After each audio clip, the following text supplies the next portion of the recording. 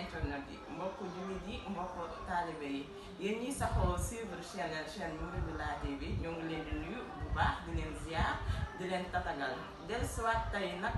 di ànd ak yéen ci seen émission dundal koor tey nag ñu ciy waxtaanee guddi gu am solo guddi gu mag guddi gu tedd muy guddi ba Laylatul Qadr waaye nag loolu yëpp duñ ci wéet dañ ciy ànd ak suñu xarit suñu soppe sëñ Pape Moussa Seck mu indil ci ay leeral kon sëñ bi ginnaaw buñ la nuyoo ziar la dalal ci suñu émission dañ lay bàyyi. bismillahi rahmani rahim wa inni a'uuzuha bika wa zurriyataha mina shaytaani rajim rabbi shrah li sadri wa yassir li amri wahlul uqdatan min lisaani yafqahu qawli. asalaamaaleykum wa rahmatullahi taala wa barakaatu. maa ngi nuyu ñëpp di si jiital xalifatul muridiyya sëñ Mountakha di ñaan suñu borom yokk fanam yokk ay wér. soxna Fatou maa ngi lay nuyu di nuyu képp kuy seetaan Mouridula TV. dañuy fas yéene tàbbi rek ci bifu sujet bi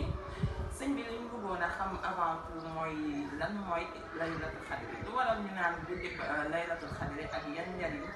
moo nekk si guddi gu sell. alhamdulilah Laylatul Qadr dafa nekk yenn guddi gu sell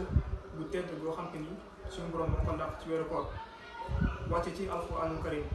ndax umpale wuñu ne alquran ñu ngi wàcc ci weeru koor chehru ramadan allazi unzila fihi alquran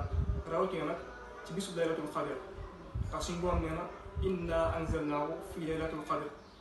kon leeral na ne téere boobu wàcc na ko ci weeru koor rawatina ci bisu Laylatul Qadr loolu rek doyoon na ngir war ne maanaam dayoo ak solo bi guddi gi am guddi gi nag bëri na ay njëriñ ndaxte lépp lu si jàmm bi ñaan suñu borom dana ko nangu kon day baax jàmm bi jox ko ak xam lépp lu mu xalaat ci ay ñaan mu def ko ci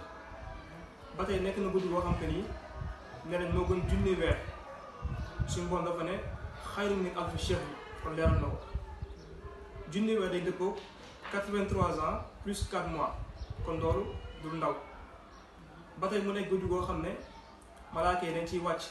ndax suñu borom leeral na ko ànd ak seen jiit muy Jibril tanazzalul malaayikatu wa ruuhu fiiha noonu la ko suñu borom leeralee ba tey mu nekk guddi goo xam ne lépp lu suñu borom war a dogal ci jaam bi ci at mi ci guddi googu la koy dogal moo tax nga dégg ñu ne xadir mooy firi dogal tubaab bi naka la nuit du destin kon lépp lu suñu borom war a dogal ci at mi rek bés boobu guddi googu la koy dogal kon day baax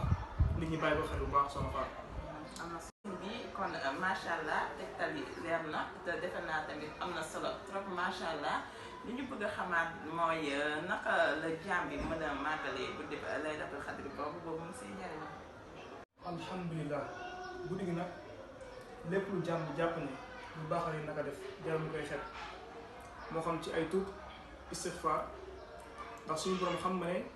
jaam bi mënu koo ñàkk a bañ a tooñ moo tax mu ne su ngeen ma tooñee da leen ma jégalu suñu borom mooy ghafurur rahim jégalaa kon la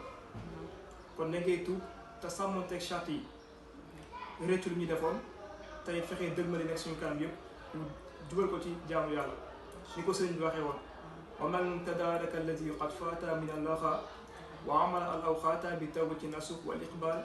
ila al ilahi faaza bil kamal. macha allah ba tey bu ci nee def ay naafila yaa xam loo mën a jàng ci ay saar wala it loo mën a taxawal ci ay rakka bul ci xet dara lépp baax na sànq it nee naa la alquran ci guddi gi la wàcc kon lépp loo si mën ci jàng ko rek def ko ba tey tamit xasida yi tamit dañ koy jàng am na benn bu sëñ bi taalif alhamdulilahi muji bisil qadar man xasana fadlan bi laylatil qadar bu doon xasa bu baax bu bëri ay yiw boobu it képp koo mën a jàng naka jàng day baax ñu fàttali mbokk yi ne guddi gi moo ngi tàmbalee bu timis bi weesoo jëm fajar salaamun hiya hatta matla'il fajr ñu bëri dañuy jàpp ne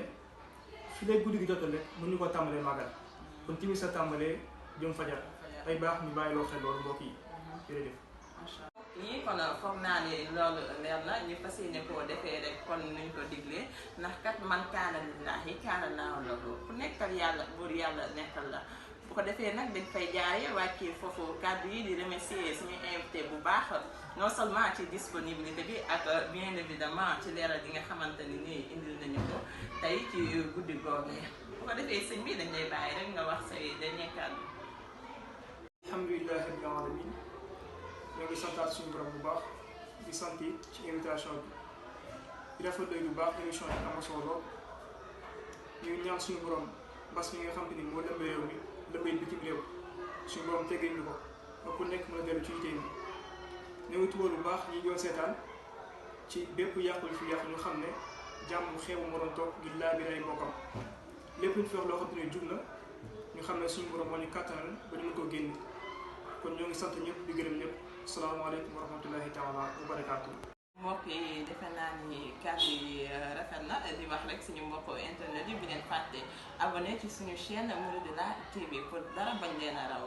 di leen jox nag dig daje ba beneen yoon incha allah ci seen beneen émission ci seen chaîne adorée Mouridula TV d'ici là passez un bon début de soirée asalaamaaleykum wa rahmatullah taala wa barakaatu.